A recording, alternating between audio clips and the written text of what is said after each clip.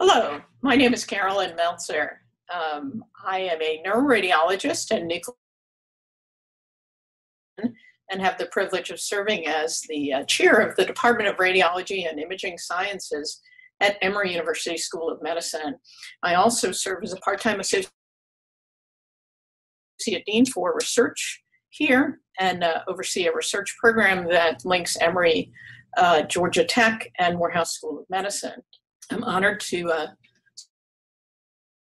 speak to you all today about some of my lessons learned along the way and some of my passion for seeing more women in leadership positions. So like most people, I would imagine, or I have come to learn, I've had quite the circuitous path.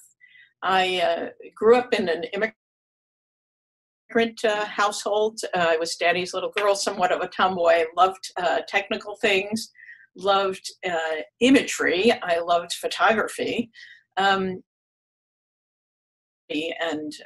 played in chess tournaments in high school, where I would sit across from a boy who would be very excited to be paired up with a girl because they couldn't possibly play chess. So that was sort of fun.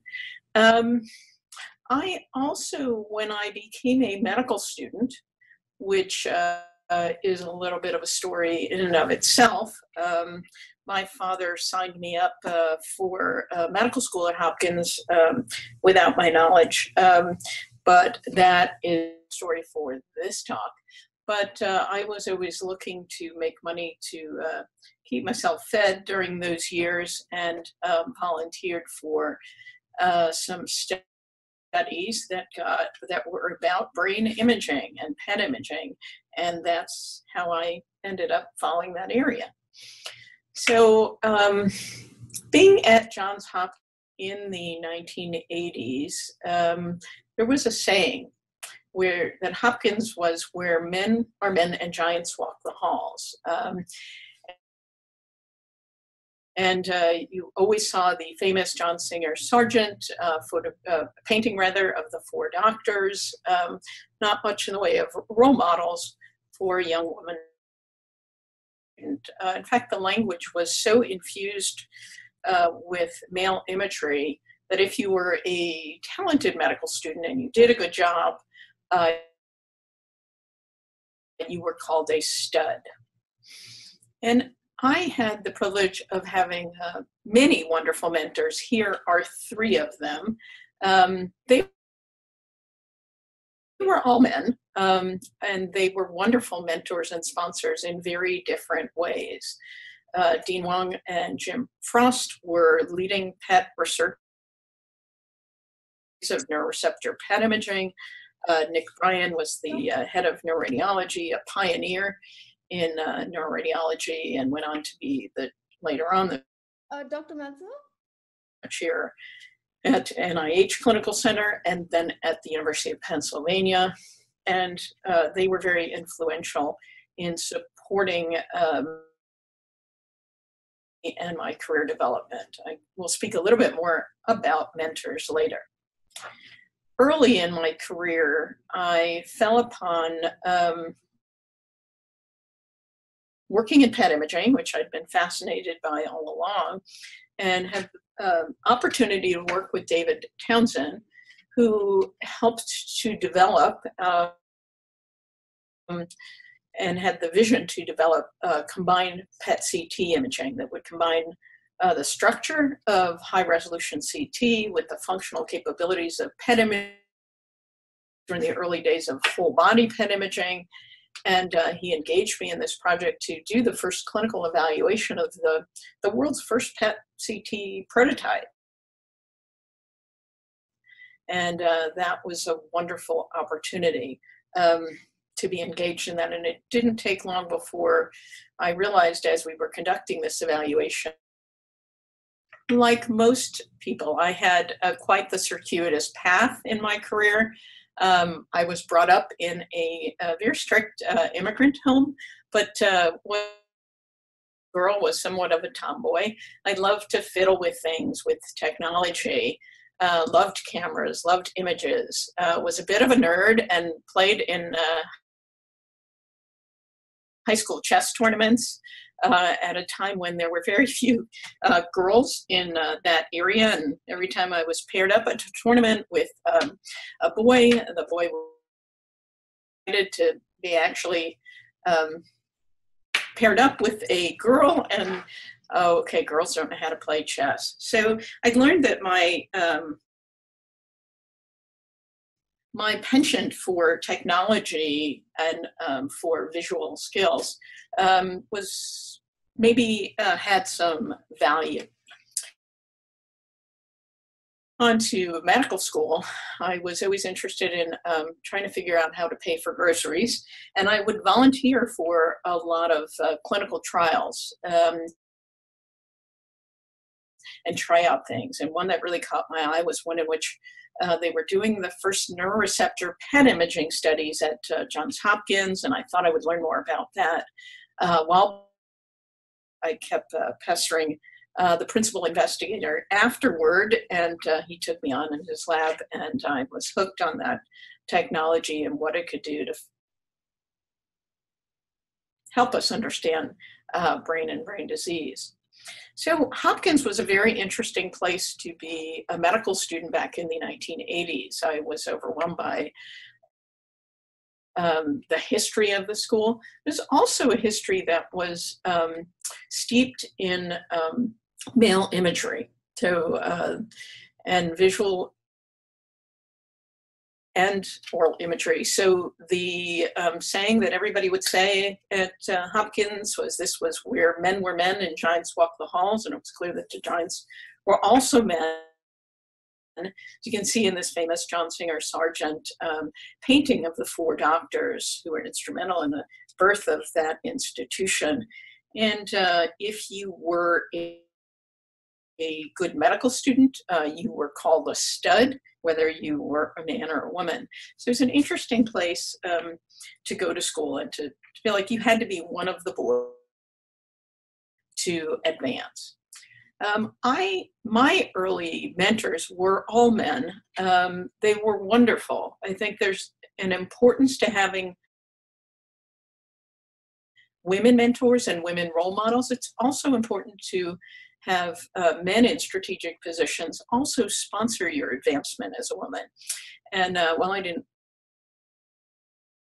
these three wonderful professionals took me under their wing, had various aspects of expertise to share and life lessons. Dean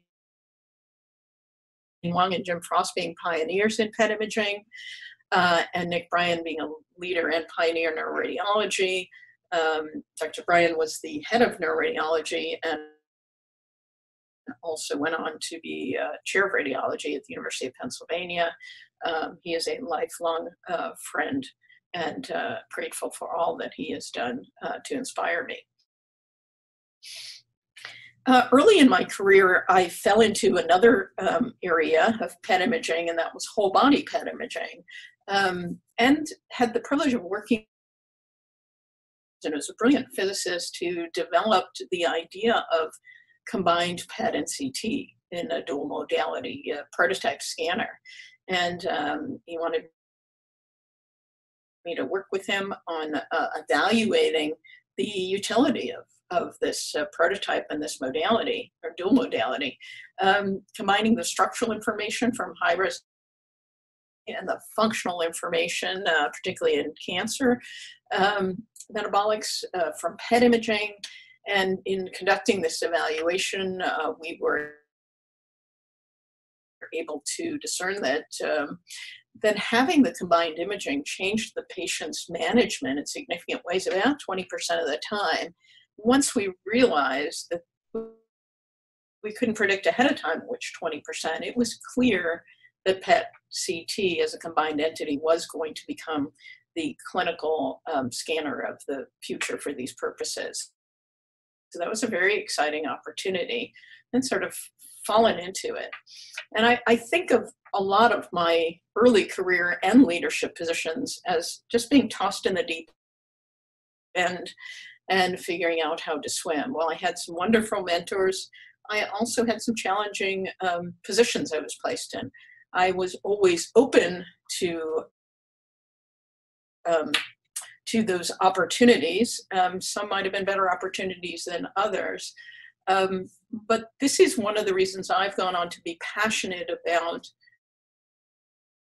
mentorship that also involves instilling key leadership skills for individuals, and really professional development and leadership development. I didn't really have that, had support in more the traditional sense. So radiology, my chosen field, has a problem with gender equity. So overall, while most fields in medicine suffer from gender imbalance, radiology is particularly done poorly in that area.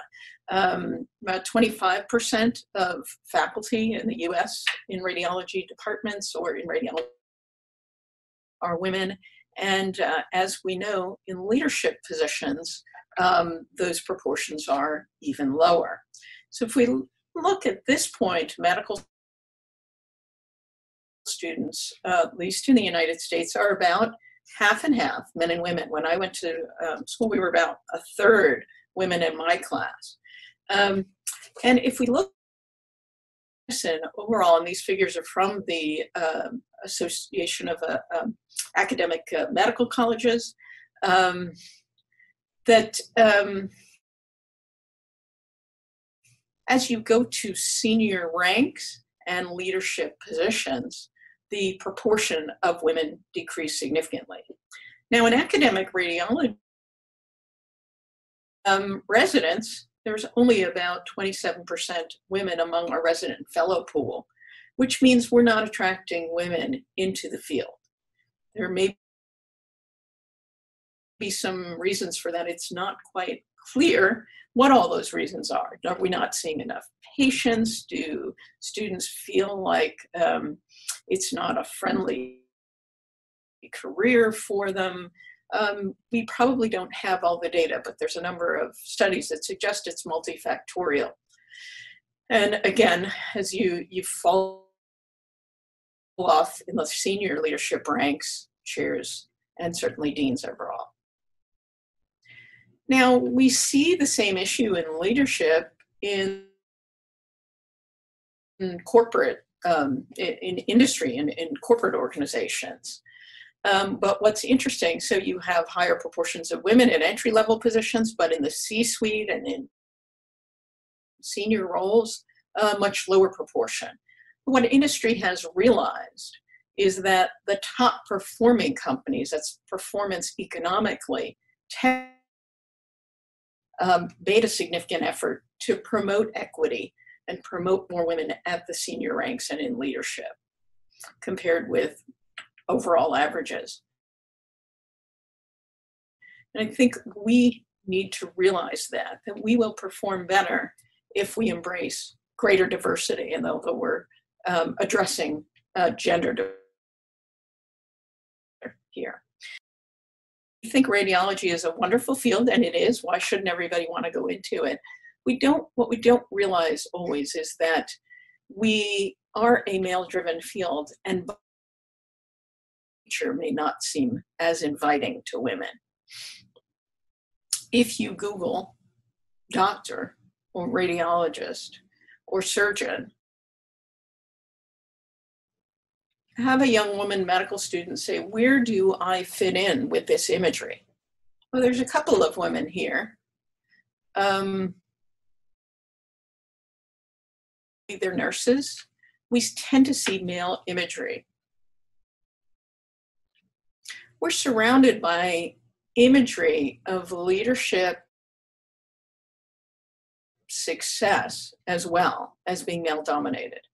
So this is, last year I was on my way. I take Delta being in Atlanta pretty much everywhere to another university to talk about gender bias, unconscious bias, and women's leadership, as I am today.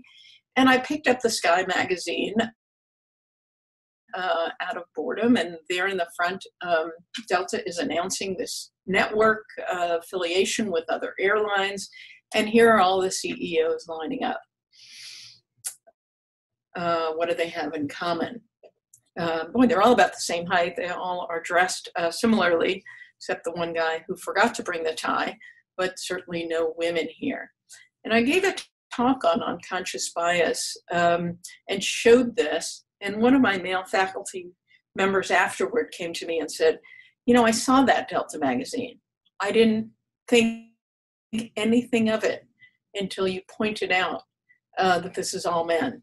And now I see it and I say, gee, that's funny, that's odd. Why isn't it a more diverse group of leaders? So we're used to seeing leaders look this way. We also feel sometimes that we need to preface, when there is a woman leader, preface it with an adjective. My dad always used to say when he went to the doctor, he would say, I went to the doctor today. But if he had a woman doctor see him, he would say, I saw the lady doctor today. And this reminds me of a statement that Drew Faust, president of Harvard University, said. She said, I'm not the woman president of Harvard, I'm the So since it seems like an oddity, and certainly she is the first woman president of Harvard, we feel that we have to inject that adjective, the woman president. And we see that in a lot of places. Now, being the first woman president of Harvard is a counter-stereotype exemplar. This is not what we're used to seeing. See it, and the more you're comfortable with it, some of that socialization of what it looks like to be a leader, what it looks like to be the president of Harvard, can change over time. So I spoke to a group of first-year medical students last year, and this new medical student said to me, oh, you're from radiology. That seems like a cool field, but isn't it kind of a guy thing? So when I think about how to combat the image of radiology as a guy thing, we've done some work in our department as part of a diversity initiative, and sort of assessed where are we and where do we want to be. And we focus on 3 task forces. We are well into this work. And we've done exceedingly well on the faculty side. This has been a long process in terms of increasing gender diversity and gender balance, both in the early ranks and in leadership. We really wanted to focus on our residency lagged our faculty in terms of percent women, have more awareness and really reach out to the medical students. So I took over as chair of this department in 2007. We were about the national average for women among our faculty, and worked very, very hard to increase the percent of qualified women. So that meant that we had to change some of our processes, some of our search processes. We had to have more women involved in the process. We had to have unconscious bias training. We had to change the way we assessed individuals and also appeal to more women to apply for positions of faculty and of leadership.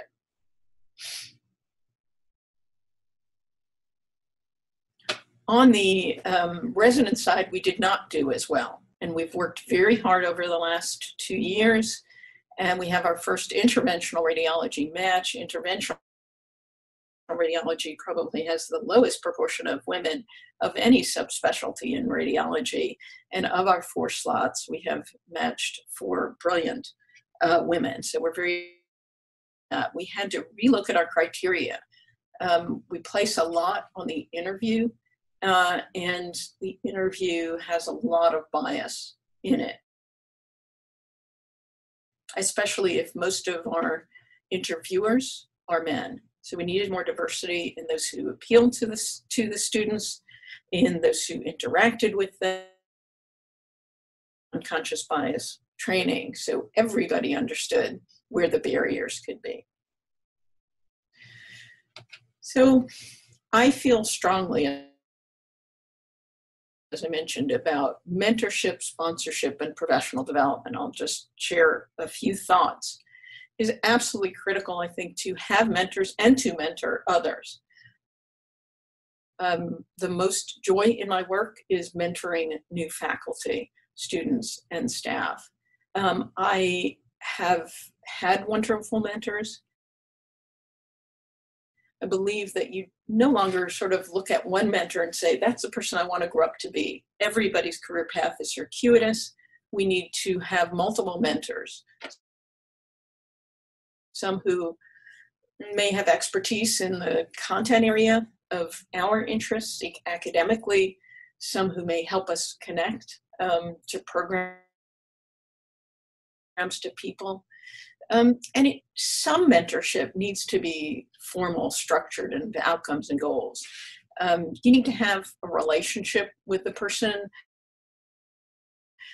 who is your mentor or mentee and agree on what's confidential, what is the scope of mentorship in terms of professional domains or personal work-life integration. And it helps if there's an upfront understanding, especially around how you will communicate. I tend to have formal meetings with my mentees, but I very much want them to feel like they have access to me if something comes up. So there is the spoken permission that you can call me or text me if you have something that can't wait to our next meeting. Sponsors are a little bit less formal, but equally important. These are people who advocate for you to positions, recommend you for things, for committees, for promotions, for positions, for leadership, because they're impressed by you, but they may not be someone who is close to you, meets regularly with you. So I look at it as mentors teach you how the game is played, sponsors get you into the game. And of course, they're in these two sets of individuals. I have to say I have had some folks that I call anti-mentors.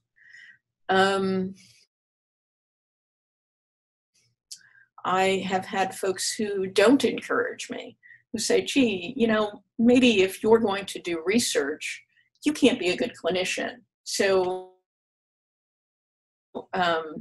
you know, how can you do everything? Having lower expectations of me than I had of myself. And these people are people you need to stay away from. Identify who they are and stay away from them. One thing I've seen again and again is that women are more likely, if they come into an important meeting that they're invited to, especially if they see all men at the boardroom table, tend to sit on the side. Take your seat at the big table. Sit next to those individuals who are influential and learn from them. So sit at the big table, not at the periphery. I wanted to share, I don't know how many of you have heard about the technique of amplification. And this was started in the Obama White House. So President Obama, when he was early on in his administration, was criticized for having appointed mostly men. And there were basketball games, and the men tended to bond through that, the women less so. Were not necessarily included. And as pretty much all women have encountered, and this also applies to underrepresented minorities and folks seen as not as common as the majority at a leadership table, that when you come up with an idea and state it, you may have that idea taken and run with. You may have it not paid much attention to and see that an influential man brings up a very similar idea, gives that individual credit. Oh, Dan, what a great idea. So glad you brought it up. So what the women in the Obama White House did was to amplify each other's suggestions. So one person may say, gee, I think we should consider X. Someone else makes a comment. Another woman leader says, I like what Joanne said. I think I'd like to talk a little bit further about that idea, and I think we could even go further and do Y. So that idea of amplifying, resonating back to another woman leader. And I've enjoyed this kind of technique with several other women colleagues over time, and it can be very helpful. Other advice I have is something I always feel like I am not where I want to be in my leadership skills. I seek observing other leaders. What can I pick up? What do they do well? What do I think they don't do as well? And just continuously consider how I can be a better leader. Sometimes that takes really putting yourself out of your comfort zone, taking on a task, taking on working with a group that may be challenging, and figuring out how you can challenge yourself to be successful in that situation. So leadership to me is a lifelong journey. The corollary of that is continuous self-reflection. What can I do better? What did I do well today? How could I have handled that situation better? And having someone who you trust, who can also give you a reality check there. And say, well, actually, I think you handled that well. Where better is more clearly explaining X, Y, or Z. I think we tend to overestimate, at least I do, how clearly I may communicate something. Sometimes you need to over-communicate, especially new concepts, to colleagues. I may say, well, I told them that. If it wasn't heard, if I wasn't deliberate about making sure it was heard, reacted to, adjusted, it may not have been communicated, even though I stated it. And just looking at our tools and continuous improvement, it's almost every aspect of leadership that are overused. It's not that I want to get better at negotiating. What does that mean, getting better at negotiating? Negotiating harder, potentially destroying a relationship. So getting more skilled is an issue of constant balance. So for instance, we always want to see leaders who are action-oriented. That, someone who's high energy, works hard, seizes opportunity, not afraid to make decisions when necessary. People who don't do that may procrastinate, may miss opportunities. We don't want those kinds of leaders. But do we want leaders who are too action-oriented, who work like mad, expect everybody else to work like mad, burn out everybody around them and themselves, aren't strategic about which opportunities to take advantage of? So all skills can be underutilized and overutilized.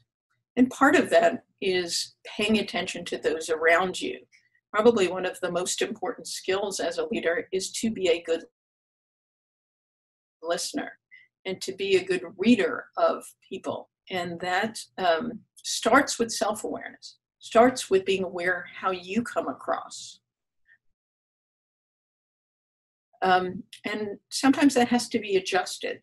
If somebody is very sensitive, I may not be able to be as direct in a constructive as someone who's very confident and deflects criticism. And that is can be difficult. But that continuous self-awareness loop is where it all starts. As I mentioned, being aware of others, listening to what they're saying, reading body language. We can't do everything by texting. We can't do everything. there is no substitute for face-to-face encounters, particularly when they're over important topics or topics that are sensitive or could be emotionally challenging for an individual. Having empathy, this comes naturally to some people, not as naturally to others, also could be overplayed. If I'm so worried about how an issue affects another person, I may avoid talking with them about it. So having empathy, being able to put yourself in that person's shoes when you're delivering news, bad or good, to understand how they're feeling, can be challenging, and goes back again to the self-awareness. Awareness of the emotional atmosphere. So if your office as a leader is one in which hard decisions are made and is very stark, and you have to deliver difficult news, you may not want to do it in your office. That atmosphere. You may want to make sure a supportive individual is there. So being aware of how the atmosphere of emotion conveyed. And the ability to anticipate reactions and respond effectively. Gee, I don't know why you're so upset that I took you out of that leadership position. It's just a business decision. Well, that wouldn't be an appropriate reaction. So having the empathy, the awareness when something may have emotional content, being supportive when you need to be, being firm when you need to be. And this is something that I feel like continuously worked at. And this parallels Jim Collins' book, Good to Great, and some of the work that he's done, thinking about leaders from level one of a highly capable individual. Usually we think of that as someone who has technical skills, to being a really effective leader. And we all need a level 5 leader that has that duality of personal humility, serving others, but being able to execute and calmly deliver. And Jim Collins says, the great irony is that the animus and personal ambition that often drives people to become a level 4 leader, an effective leader, stands at odds with the humility required to rise to level 5. So we tend to think of leaders as being Jack Welch, making tough decisions, having all the answers. But if we go back to the emotional intelligence to be a level 5 leader, this is where it all comes together with that secret sauce of the best leaders. In those positions is difficult. You might get in a position of leadership as a woman and say, gee, wow, I made it. I better not rock the boat. I better be I won't take any risk. The opposite of that is someone who gets in a position, and this can be an informal leadership position, it doesn't have to be a formal position, and says, I'm here for a reason. I want to make the culture better. I want to chip away at the norm, but in a way that doesn't shock others, but brings them along. It may be, you want to promote cultural competency, support the mentoring of women, discuss these issues with your male colleagues. And this can be a very empowering concept. To say, I'm here for a reason. I'm here to make the institution, the department, the division, the entity better. And engaging in disruptive self-expression, that can be just not conforming to the norm, sitting at the big table. If it's expected that, the women or more junior people will sit at the side, sit at the big table. Disrupt the norms a little bit in a safe way.